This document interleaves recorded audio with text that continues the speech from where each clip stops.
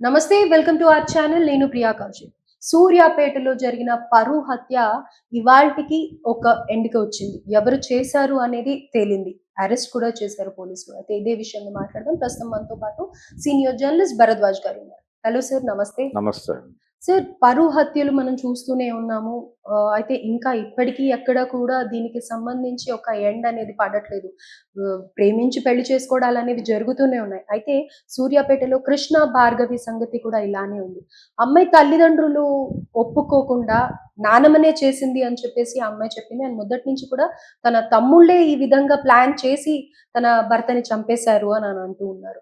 దీనికి సంబంధించి మీరు ఏమంటారు సార్? అంటే చాలా ఇన్సిడెంట్లు చూసాం. ఇది ప్రణయ్ హత్య అలాగే జరిగింది నల్గొండ జిల్లాలోనే. కాబట్టి అంటే మిర్యాలగూడ కేంద్రంగా జరిగింది అది. ఇలా చాలా సందర్భాల్లో కింది కులం వాళ్ళు పెళ్లి చేసుకున్నప్పుడు పై కులం వాళ్ళు రియాక్ట్ అవటము, కక్ష సాధింపు చర్యలో భాగంగా చంపేయటం. ఇది ఒక్క ఆంధ్రప్రదేశ్లోనో మరొక చోటో కాదు. ఆంధ్రప్రదేశ్లోనో తెలంగాణలోనో తెలుగు రాష్ట్రాల్లో మాత్రమే కాదు, జాతీయ స్థాయిలో చాలా చోట్ల ఈ తరహా ధోరణులు కనిపిస్తున్నాయి. అయితే ఈ తరహా ధోరణుల మీద మహారాష్ట్ర నుంచి ఒక నిరసన గళం తెలియజేస్తూ వాళ్ళు ఒక సినిమా కూడా తీశారు పరువు హత్యల నేపథ్యంలో. అంటే ప్రధానంగా ఏంటంటే తమ కులం కలుషితం అయిపోతుంది అనేటువంటి ఒక గొడవ. అయితే కొన్ని సందర్భాల్లో ఏం జరుగుతుందంటే ఇది గ్రామీణ భూస్వామ్య వ్యవహారానికి సంబంధించి ఇంకా ఈ పట్టుదలతో ఉన్నారు. కానీ కొన్ని చోట్ల కొన్ని కులాల్లో ఆడపిల్లలు దొరక్క ఇతర కులాల నుంచి వీళ్ళే తీసుకొచ్చి పెళ్లిళ్ళు చేసుకుంటున్నారు. వాళ్ళని ఇంకెక్కడో దత్తత ఇచ్చి వాళ్ళ ఇంటి పేరు మార్చి, అవి ఫార్వర్డ్ క్యాస్ట్‌లోనే జరుగుతున్నాయని కూడా వింటున్నాను. ఫార్వర్డ్ క్యాస్ట్‌లోనే ఆడపిల్లలు దొరక్క ట్రైబల్ అమ్మాయిలను కూడా తీసుకొచ్చి ఇక్కడ వేరే దత్తత ఇచ్చి వాళ్ళకి ఇంటి పేరు మార్చి పెళ్లిళ్ళు చేసుకునే పరిస్థితి నడుస్తోంది. అంటే క్యాస్ట్ అనేది ఎంత బలంగా ఆపరేట్ అవుతోంది అనేది అర్థం అవుతుంది. అంటే కులపరమైనటువంటి భారతదేశంలో చాలా మంది ఈవెన్ కమ్యూనిస్టులు కూడా మాట్లాడటానికి ఇబ్బంది పడే అంశం ఏంటంటే ఇక్కడ కులం లేదు, కులం మాయమైపోతుంది అని మాట్లాడుకున్నారు. కానీ అటువంటిది ఏం లేదు. కులం ఉంది బలంగానే. కులమే వర్గంగా ఆపరేట్ అవుతోంది భారత సమాజంలో అనేది పట్టించుకోవాల్సిన అంశం. కులం వర్గంగా ఆపరేట్ అవటం వలన వాళ్ళు కింది కులాల వాళ్ళు వీళ్ళ అమ్మాయిని తీసుకెళ్ళిపోతే అదేదో అంటే క్లియర్గా అమ్మాయి చెప్పింది ఈ ఇన్సిడెంట్లో. అమ్మాయి ఏముందంటే మా అన్నయ్యలు వాళ్ళు కొంచెం హార్ష్గానే మాట్లాడేవాళ్ళు. నువ్వు పుట్టిన కులం ఏంటి, నువ్వు పెళ్లి చేసుకున్న కులం ఏమిటి, వాడితో ఎలా ఉంటున్నావు నువ్వు అనే టోన్లో మాట్లాడారు వాళ్ళని చెప్పింది ఆవిడ. ఈ పరిస్థితి కనుక గమనిస్తే ఇదేదో అంటే కుటుంబ పరువు కాపాడటము, లేకపోతే కుల పరువు కాపాడటము, మతం తాలూకా పరువు కాపాడటము, ఇదంతా ఆడవాళ్ల బాధ్యతగా మాట్లాడేస్తున్నారు. అంటే ఇక్కడ కుల వివక్షతో పాటు లింగ వివక్ష కూడా ఉంది దీనిలో ఇన్వాల్వ్ అయ్యి. అంటే ఆడపిల్లలు వాళ్ళకి కొన్ని ఫ్రేమ్స్ ఉన్నాయి అనేది కూడా ఇందులో ఉంది. అంటే వాళ్ళ కులం వాళ్ళ చెల్లెలే అయినప్పటికీ ఆ అమ్మాయికి కూడా కొన్ని రెస్ట్రిక్షన్స్ ఉన్నాయి. ఫలానా వీడినే ప్రేమించాలి, లేకపోతే వీళ్లతోనే మాట్లాడాలి, మన కులం వాళ్ళతోనే మాట్లాడాలి, లేకపోతే మనతో సన్నిహిత సంబంధాలు ఉన్నటువంటి కులాల వాళ్ళతోనే మాట్లాడాలి, అగ్ర కులాల వాళ్ళతోనే స్నేహం చేయాలి, దళితులతో స్నేహం చేయకూడదు, కింది కులాల వాళ్ళతో మాట్లాడకూడదు. ఇలాంటి స్ట్రక్చరల్ ఇబ్బందులు కూడా ఉన్నాయి. అంటే ఇవి అన్ని కేసులలో ఇదే బేస్ లైన్ ఉంటుందంటారా సార్? అన్నిట్లోనూ ఇదే ఉంటుంది దాదాపుగా. అంటే కుటుంబ పరువు నిలబెట్టేది మహిళలే అనే పద్ధతిలో చెప్పి మేము మహిళలకు చాలా గౌరవం ఇస్తున్నామని చెప్పి ఆ గౌరవం ముసుగులో ఈ ఫ్రేమ్ ఏర్పాటు చేస్తారు. ఈ ఫ్రేమ్ ఏర్పాటు చేసి వీళ్ళ కులం అమ్మాయి ఇంకెవరినైనా అప్పర్ కాస్ట్ చేసుకుంటే కొంత మేరకు చర్చలు జరుగుతాయి అక్కడ. అలా కాకుండా కింది కులాల వాళ్ళని చేసుకుంటే వీళ్ళు తీవ్రమైన అవమానంగా భావించి అక్కడ వెళ్ళిపోయి అతన్ని చంపేస్తున్నారు. కొన్ని సందర్భాల్లో ఇద్దరిని చంపేస్తున్నారు. ఇది జరుగుతున్నటువంటి ట్రెండ్. అంటే పరువు పోయింది అనేది వాళ్ళు ప్రధానంగా ఫీల్ అవుతుంది. అంటే కుటుంబ పరువుని తీసింది అని. అయితే ఇక్కడ విచిత్రమైన విషయం ఏంటంటే వీళ్ళు మగపిల్లలు ఇతర కులాల వాళ్ళని చేసుకున్న సందర్భం, అంటే అగ్ర కులాల వాళ్ళు ఇతర దళిత అమ్మాయిలను చేసుకున్న సందర్భాల్లో ఇలాంటివి కనిపించవు. మనకి దాదాపుగా పరువు హత్యలు అన్నిట్లోనూ కామన్ గా కనిపించే విషయం ఏంటంటే ఒక అగ్రకులం అమ్మాయి దళిత కుర్రాన్ని పెళ్లి చేసుకున్నప్పుడు మాత్రమే వాళ్ళకి పరువు గుర్తొస్తుంది. సో దీన్ని బట్టి చూస్తే పరువుకి సెంటర్ అమ్మాయి, ఇంటి గౌరవానికి సెంటర్ అమ్మాయి. ఇప్పుడు ఆ మధ్యకాలంలో కొంతమంది మత గురువులు, కొంతమంది ప్రముఖ గాయకులు కూడా కొన్ని వ్యాఖ్యానాలు చేశారు. అదేంటంటే ఇదిగో ఇలా డ్రెస్సింగ్ ఇలా ఉండటం వలన ఇలా అయిపోతుంది ప్రపంచం, ఆడపిల్లలు జాగ్రత్తగా ఉండాలి, వాళ్ళు చీర కట్టుకోవాలి, ఇలా మాట్లాడారు. దాని మీద చాలా క్రిటిసిజం వచ్చింది. కానీ ఇదే గురువులు వీళ్ళందరూ కూడా మగపిల్లలు భారతీయ కాస్ట్యూమ్ వేసుకోవడం లేదు ఏమిటి అని ఎవరు మాట్లాడలేదు. అక్కడేం కాదు వీళ్ళకి. అందుకని మగపిల్లలకి ఒక న్యాయము, ఆడపిల్లలకు ఒక న్యాయము.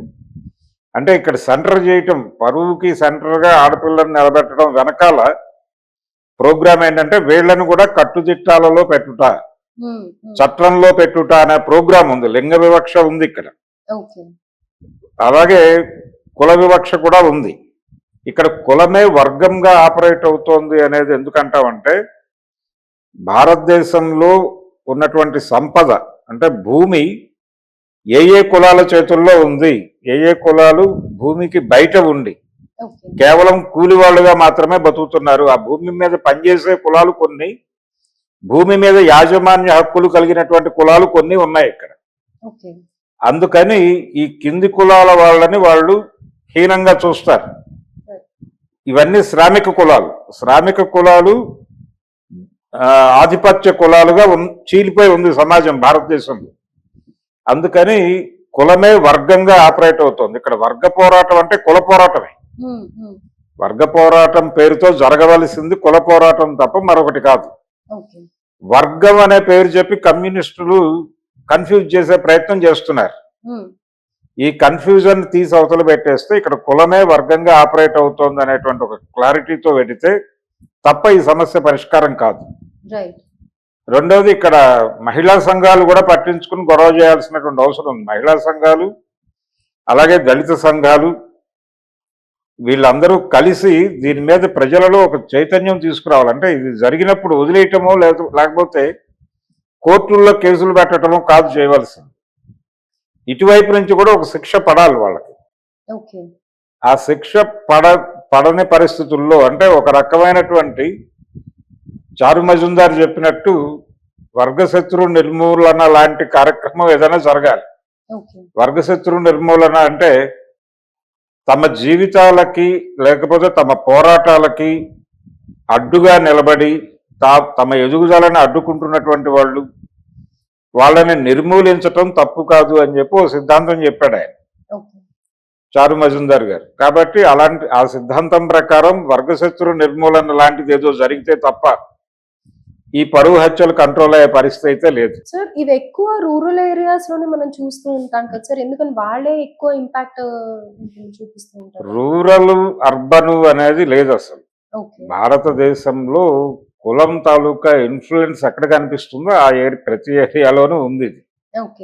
పట్టణాల్లో ఉన్నటువంటి చోట ఏంటంటే అగ్రకులాల మధ్య ఒక అడ్జస్ట్మెంట్ ఉంటుంది. ఆ అడ్జస్ట్మెంట్ లో వీళ్ళు అంటే వాళ్ళు పవర్ షేరింగ్ లో కూడా ఈ కులాంతర వివాహాలు చేసేసుకుంటూ ఉంటారు అగ్రకులాల్లో. ఇక్కడ ప్రాబ్లం ఎక్కడ వస్తుందంటే కింది కులాల వాళ్ళ దగ్గరికి అమ్మాయి వెళ్ళిపోయి పెళ్లి చేసుకున్నప్పుడు మాత్రమే ప్రాబ్లం వస్తుంది, ఇంకెక్కడా ఉండదు. ఇది మనకు ప్రధానంగా ఇప్పుడు మిర్యాలగూడలో జరిగినటువంటి ఇన్సిడెంట్ అది కొంచెం అర్బన్ ఏరియానే, మరీ రూరల్ ఏరియా కాదు అది. ఇప్పుడు జరిగింది ఈ ఇన్సిడెంట్ రూరల్ ఏరియా. రూరల్ ఏరియాలో కొంచెం ఎక్కువ కాన్సన్ట్రేషన్ ఉంది, అంటే డిస్కషన్ మొదలవుతుంది.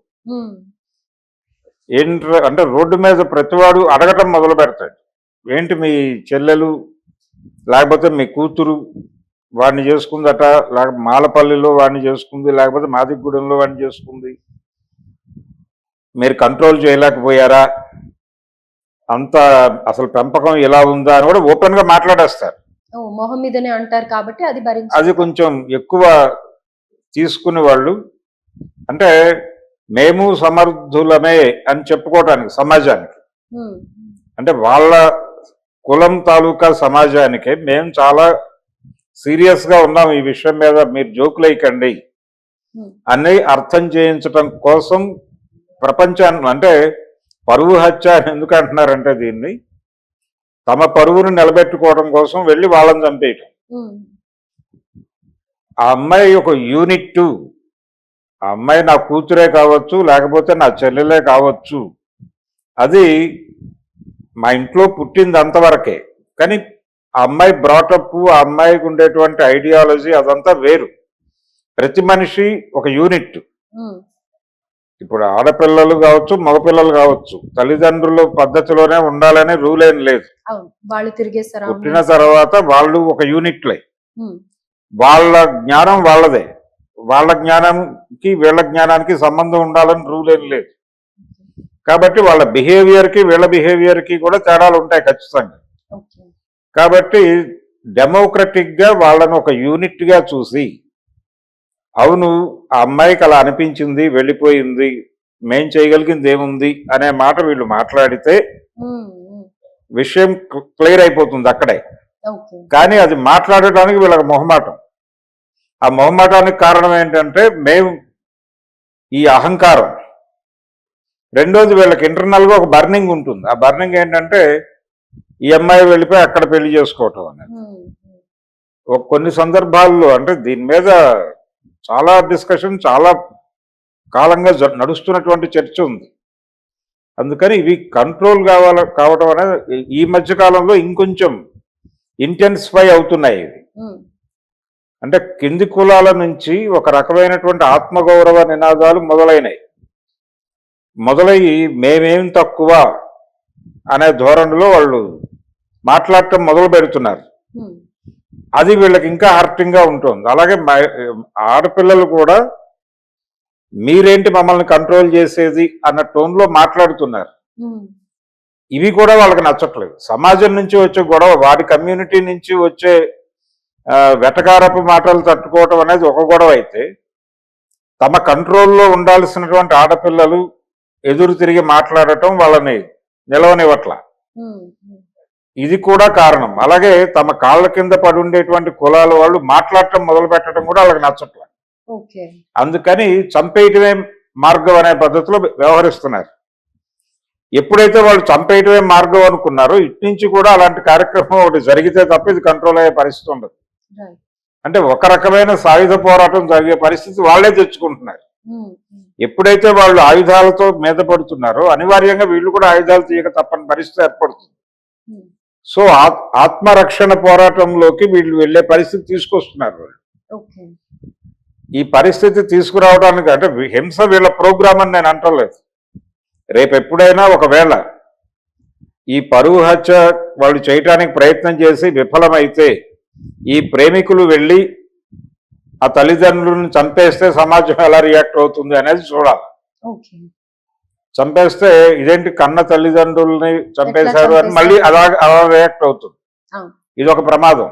అవును. వాళ్ళు ఆల్రెడీ ఒక ఎఫర్ట్ చేశారు, ఒక ప్రయత్నం, అది వికటించింది. దాంతో వీళ్ళు తమను తాము కాపాడుకోవడం కోసం ఆ హత్య చేశారని ఎవడు మాట్లాడు మళ్ళీ. అవును. ఇది సమాజంలో ఈ రోజుకి కులం తాలూకా ఇన్ఫ్లుయెన్స్ బలంగా ఉంది. ఆ బలంగా ఉండటానికి కారణం సంపద వాళ్ళ దగ్గర పోగుపడి ఉండటం. ఓకే. వీళ్ళు కేవలం కూలీ కులాలుగా మాత్రమే ఉండటం, ఆ శ్రామిక కులాలుగా ఉండటం వలన వీళ్ళ పట్ల వాళ్ళకు ఉండేటువంటి ఒక వివక్ష, అలాగే మహిళల పట్ల ఉన్నటువంటి వివక్ష, ఇవన్నీ ఇంటర్లింక్ అయి ఉన్నాయి దానిలో. ఉమ్, దీని మీద ఒక సమగ్రమైన పోరాటం జరగాల్సిన అవసరం అయితే ఉంది. Right sir. సో అటు పేరెంట్స్ కి కానీ లేకపోతే ఇలా కొన్ని ప్లేసెస్ లో కౌన్సిలింగ్ సెంటర్స్ కానీ అవేర్నెస్ ప్రోగ్రామ్స్ కానీ కండక్ట్ చేయడం వల్ల కూడా ఇలాంటివి అరికట్టొచ్చు అనేది కొంతవరకు అవేర్ అవరు. రైట్. అవేర్నెస్ అనే ప్రోగ్రామ్ ఉండదు. ఉండదు. రైట్. అంటే అది ఆర్థిక అజమాయిషీ కులం వాళ్ళు తమని తాము తగ్గించుకునే ప్రయత్నం చెయ్యరు. చేయరు. నిరంతరం బుల్డోజ్ చేసుకుంటూ వెళ్తేనే తమ అధికారం ఉంటుంది అనుకుంటారు. ఉమ్, ఇది అన్ని విధాలుగాను, కల్చరల్ గాను, పొలిటికల్ గాను, అన్ని విధాలుగాను మన అజమాయిషి నడవాలంటే మనం బుల్డోజ్ చేసుకుంటూ వెళ్ళాలి ఉమ్. అని ఒక మెకానిజం వాళ్ళలో ఉంటుంది. ఇన్బిల్ట్ అది.